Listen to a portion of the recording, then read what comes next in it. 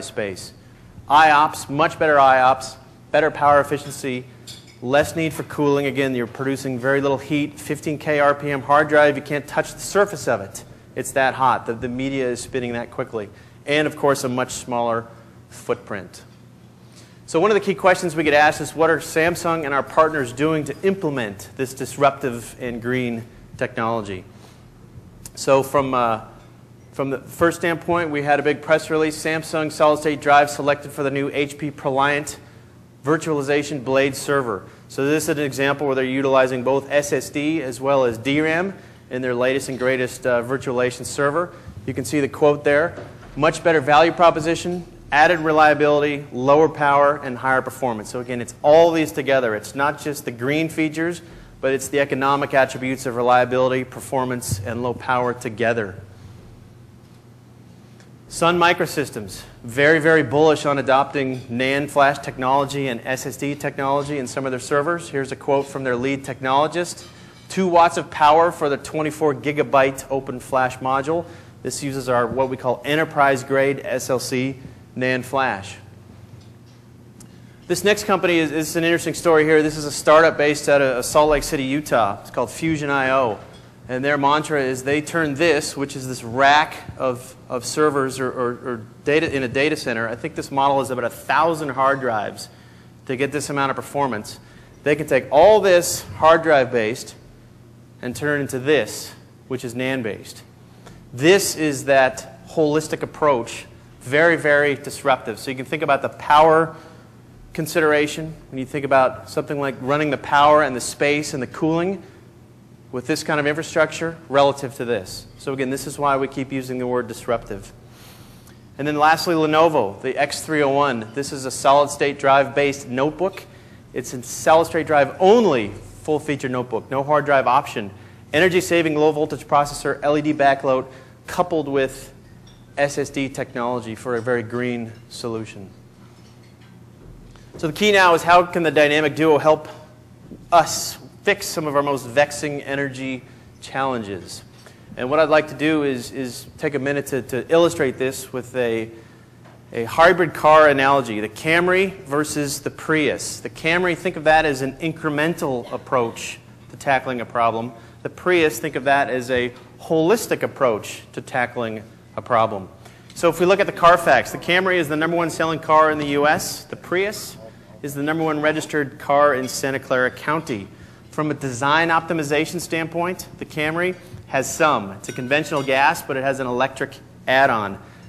On the Prius side, it's complete, it's holistic, right? Thin tires, it's more aerodynamic, it's lighter in weight. So look at the fuel economy. You get a marginal increase on the Camry side, 26 to about 33 miles per gallon. The Prius, you get about 48 miles per gallon. This is best in class. So from an MSRP standpoint, you actually have to shell out an extra $7,000 for the hybrid option on a Camry, whereas the Prius starts at a $22K base. So the pricing decision now the consumer has to make is, what mileage do I need to drive to break even? And at $3 a gallon, I've done the calculation for you, it's about 286,000 miles you have to drive to recoup that $7,000 additional price. Whereas at the Prius side, it's basically instantaneous. It's that total cost of ownership, that total system value.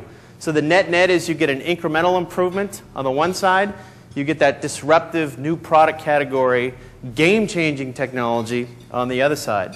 So let's see how we can extrapolate based on this example into the enterprise utilizing SSD as well as DDR3. So if we look at the enterprise space and the amount of energy consumption that the worldwide data centers are starting to use, you can see this chart here from the EPA. If we stay on the historical trends trajectory, that's about a $12 billion worldwide energy consumption. If we use a state-of-the-art scenario, we can take that down to about $3.4 billion. Extremely, extremely volatile based on how efficient these data centers are built. So at the top end of the screen or the spectrum, DDR2 and HDD centric. At the bottom end, which is the more energy efficient side, very DDR3, very SSD centric, and also utilizing some virtualization. Now what's interesting is David talked about the Energy Star with regards to the CE space or consumer electronics. Now for the first time we're starting to see this show up in the server space. So there is now EPA has announced an Energy Star label for servers. They released the spec in May of 2009, and there's talk now of actually putting one of these together for a data center. So the Energy Star certified servers are now 30% more energy efficient than standard servers.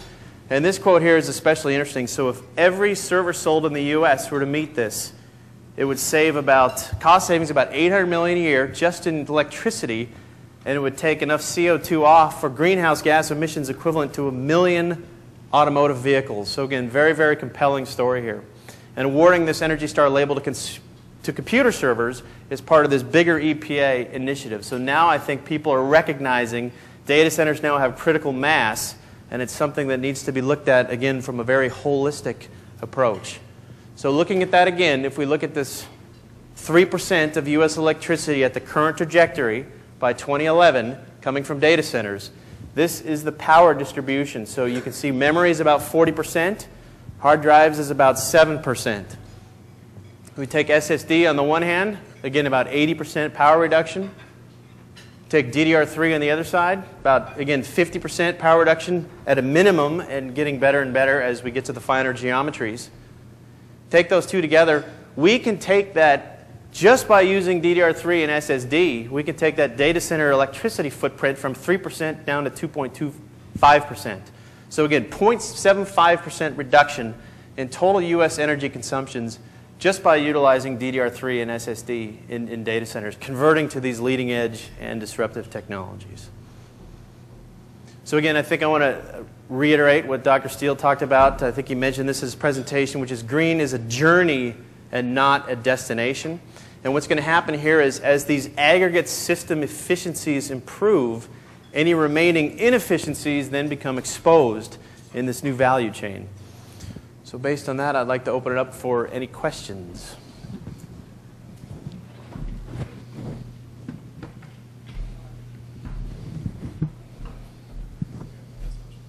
Okay. What do you estimate the equivalent cost of the cursor cost in the notebook market for SSD? Because I know that's still been a pretty high cost item for people buying notebooks. Yeah, that's a good question. So the question was when are we going to have price per bit crossover in the client side? You know, we're still probably a ways off for that. I think what will happen sooner, though, is a lot of the notebook market, for example, the corporate notebook market, is at diminishing returns from a density standpoint.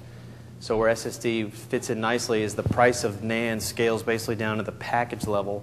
On the HDD side, it starts to asymptote at some fixed cost overhead, say $30 or $40. So I think that's going to be the power play moving forward is once you can get down below to that good enough density that you need in the corporate space for 100 or 100 or 128 gigabytes, for example. And then consumer space is going to be the trade-off based on do I want the performance, the reliability, the reduced power consumption? Does that make up or offset any of the price per gigabyte premium associated with the SSD?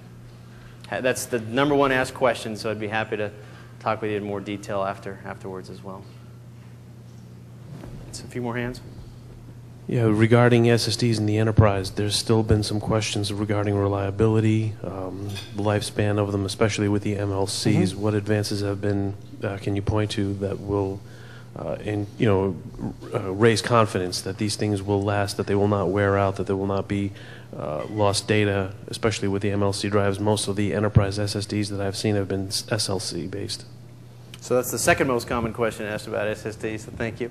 So actually we are showing a pretty modest attach rate for SSD in the enterprise during the early years, partly because of the reasons that you mentioned. I think initially most of the adoption will be very SLC centric. There's a lot of people in the entire ecosystem of the industry working on MLC solutions, getting those into the enterprise. I think that will take a little bit more time as people become more comfortable replacing HDD systems with SLC, and then from SLC to MLC. It certainly makes sense that would follow a longer adoption cycle. Excuse me. Question as far as DDR3 is concerned. You talked about moving from 1.85 watts down to 1.5 to 1.35 watts. Are we talking about processor shrinks there, or are we talking about specific low power DRAM? And if so, what would be the premium for that? And assuming there is a premium, Is that the saving grace of the DRAM industry, which is kind of struggling right now? So to answer your question, I think we are moving all of our, as we get to finer and finer geometries, it's much easier to go to the lower voltage requirements. With regards to the premium question, that's a little bit of a somewhat more complicated. I think net though, for widespread adoption, we're always looking to make things the standard or the benchmark, and we'd rather compete at having a better product than anybody else does because we have other attributes to sell it on in the commodity space. So again, in the commodity space, it's all about differentiation. And if we can differentiate by having a higher percentage at 1.35 volt, which you can sort of showcased here today on the system level advantages you can drive from that, that's certainly going to allow us to compete in this space. Okay. Okay, thank you. Thank you, Jim.